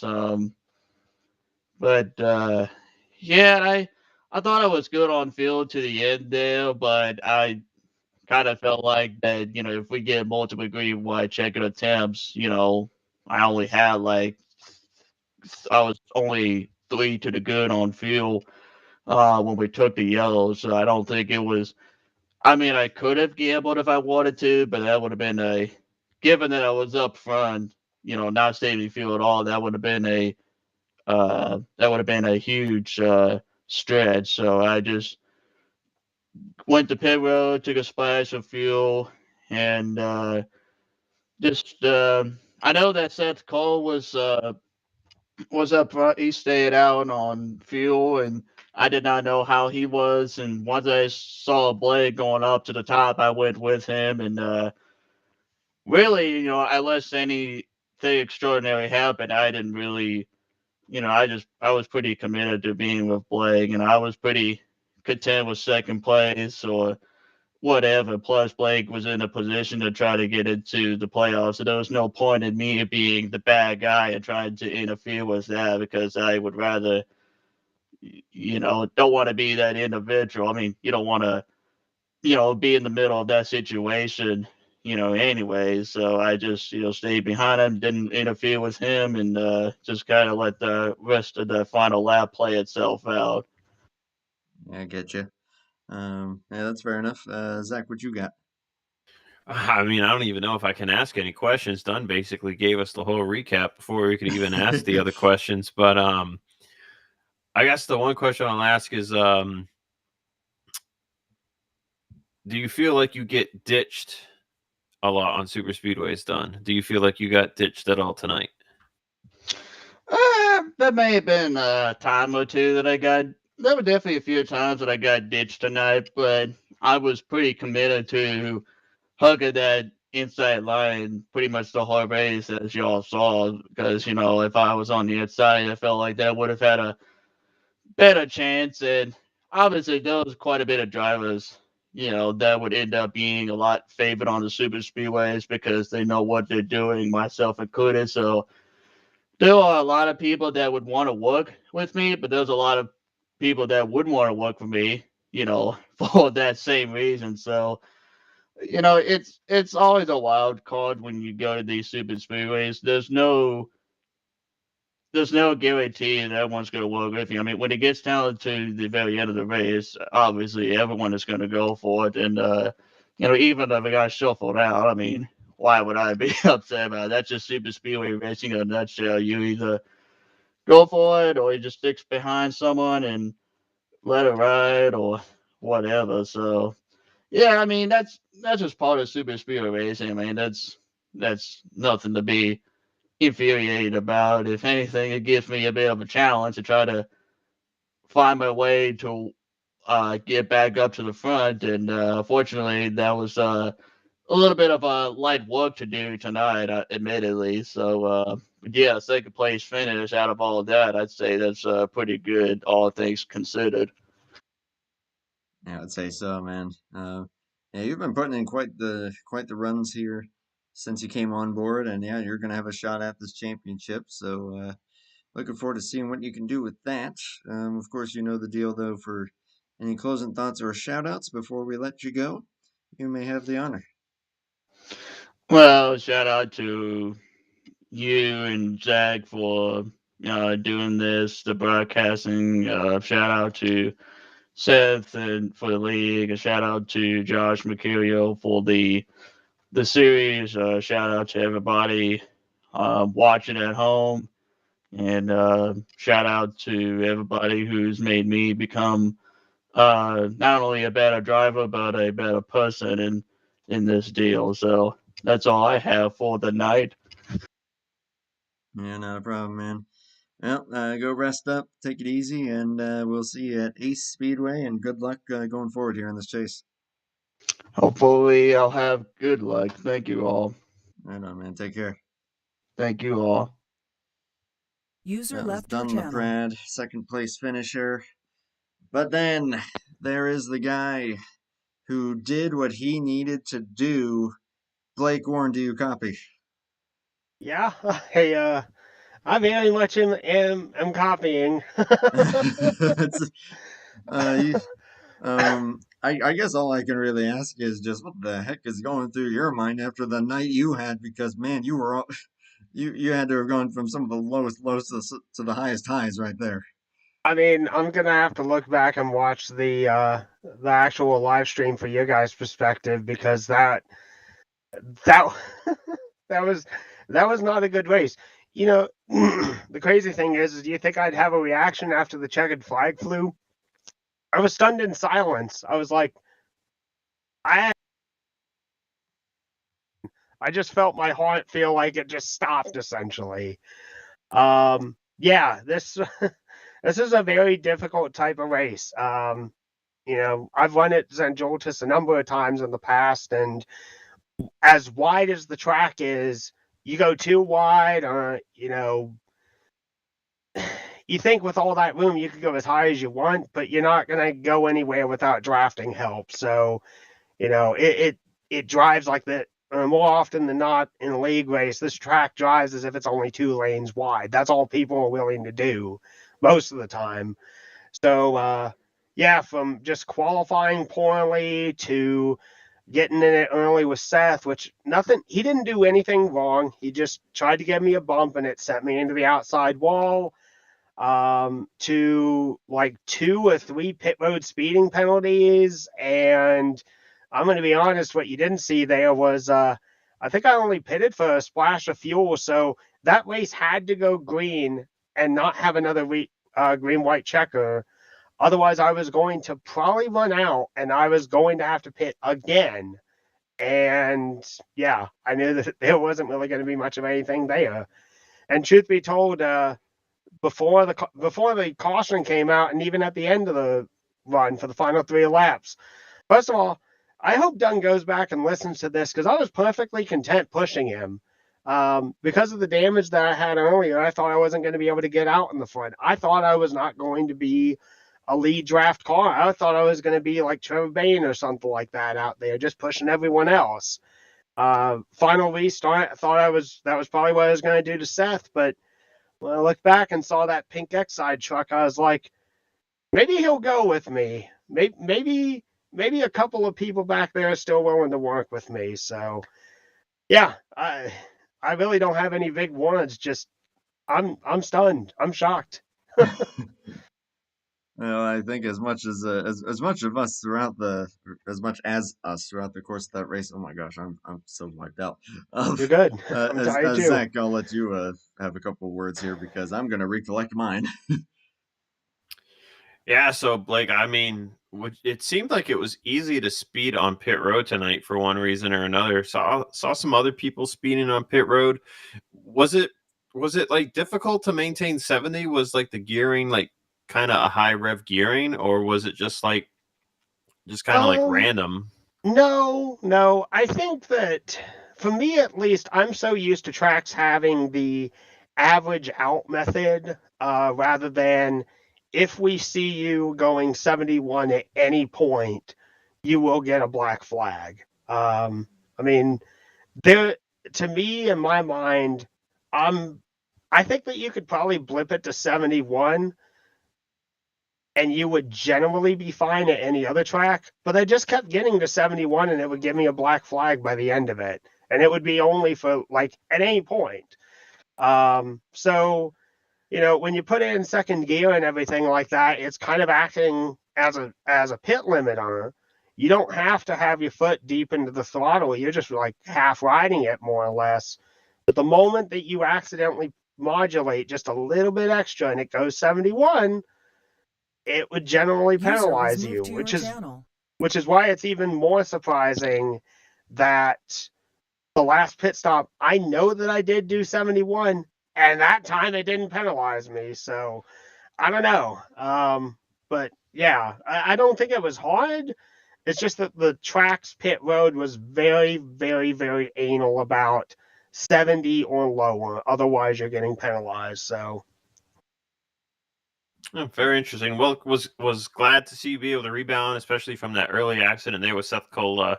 That was one of two incidents where we just saw like one truck would move up to give a bump, and then it would just send the other truck around. Maybe a byproduct of chassis 5 and chassis 5 having low downforce that allowed those to happen easier than it would have maybe in chassis 1. But congrats on your win, and you're in the playoffs, I believe. So good on that. Yeah, it was definitely a win in the end situation, and I mean, for Pete's sake, you guys saw me. Well, Andrew at least saw me do the same thing in Daytona for the Budweiser Pro Series, and the ruling there was like, okay, you don't have to win, but you have to finish well enough that you get into the playoffs, and it's a last chance effort at a super speedway. I was shocked that I did it the first time in Bud Pro. I'm shocked that I get to do it a second time in the winter trucks. And I don't know what it is. I don't know why it has to come down to these final races for me. And truthfully, I do not want it to come down to these final races. I'd kind of like to have a little bit of security there. But yeah, this has been a very up and down regular season. Getting parked. Having issues at one of the tracks earlier, one of the short tracks, just very up and down season thus far. I've taken it with as much grace as I can, but it's been very frustrating. But wow, yeah, that's sheesh. That's win number 15 ever, and it's taken me 171 days to get another victory. So I said at some point I'd come back here in the broadcasting booth, hopefully with a top 3 finish so you guys could interview me. But first place, I'll take that even better. I would say so for sure.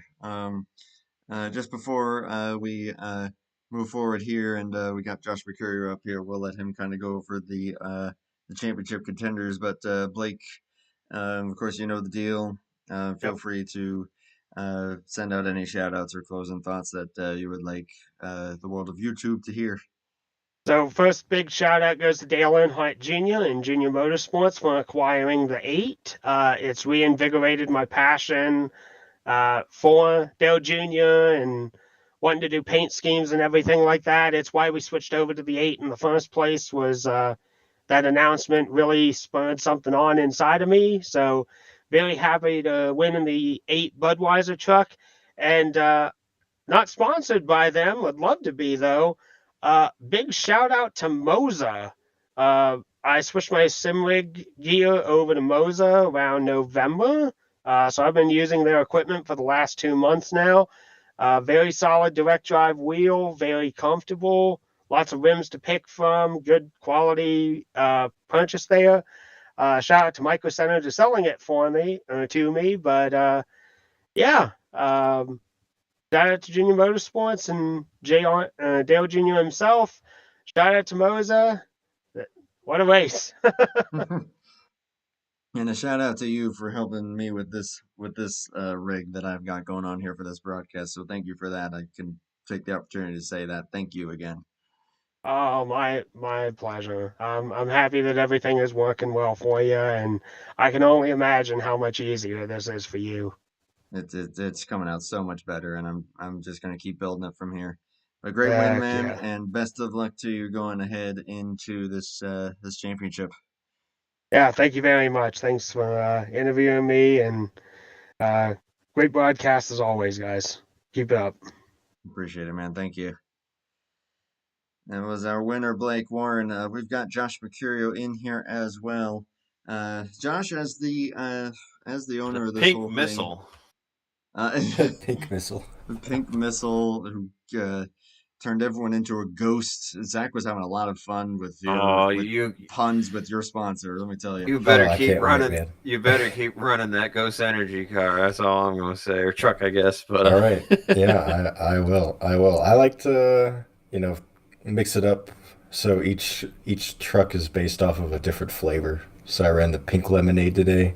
We'll see what I feel like next week. Hey, pink lemonade, that'll probably be my I think favorite flavor. most of the field is kind of sour with you, so you might want to bring Oh that my up. gosh! Oh, really? Yeah. I think this is the last time this guy. I'm bringing this guy into the booth. Oh, come on! Now. You just said I was your hype man 30 minutes ago. You're the hype man, but man, now you turned into dad joke, man. How dare you? No, I'm just kidding. Hey, man, I am getting close to 30, so. Yeah, that's fair. I'm 26. I'm getting there too. But now, Josh, I'm glad you're up here.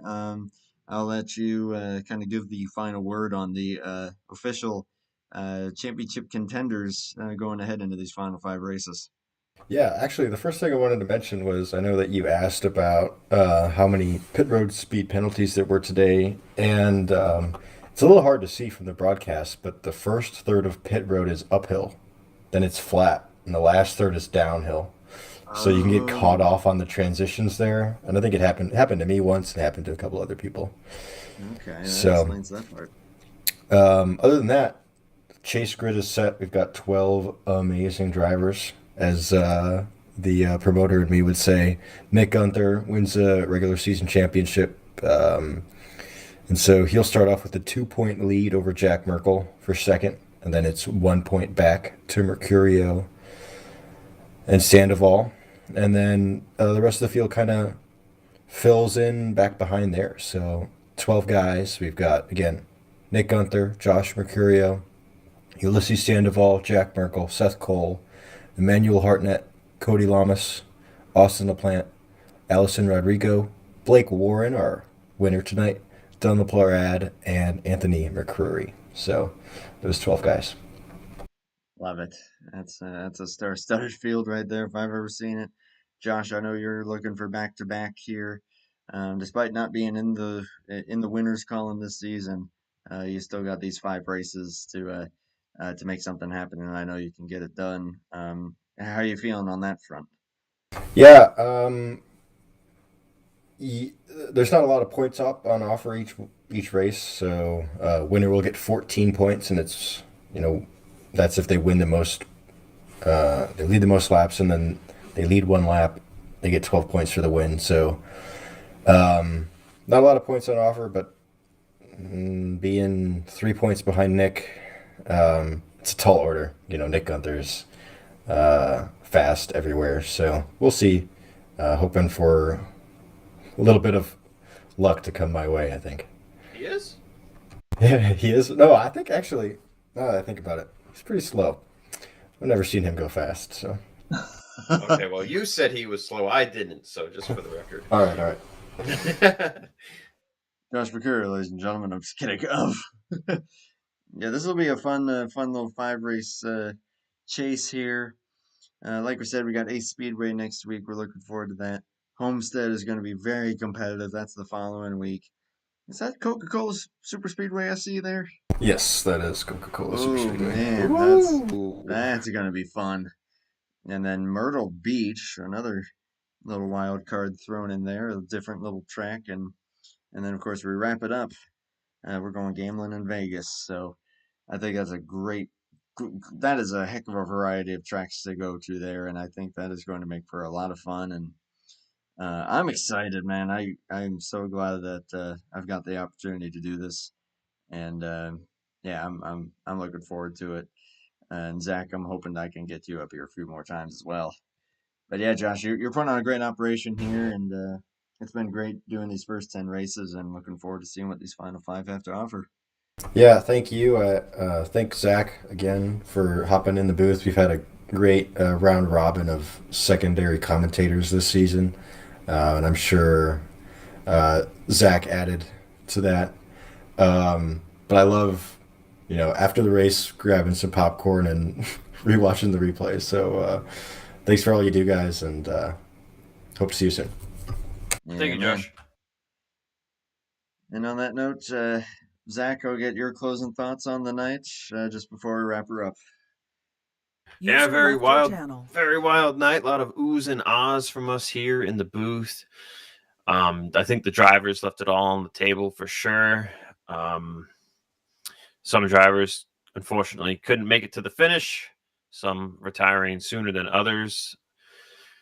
But that is super speedway racing. That is Joltis. That is the big daddy of super speedways. And Blake Warren did it here tonight in the Budweiser 8 truck.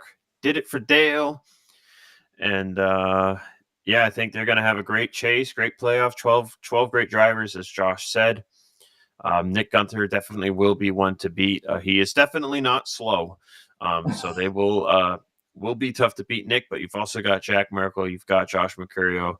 The list goes on. It'll be tough.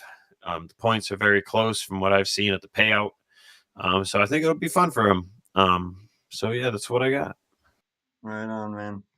Appreciate you being up here again, and yeah, looking forward to having you up here at least for the Sunday nights, and hopefully a couple of Tuesdays here as well.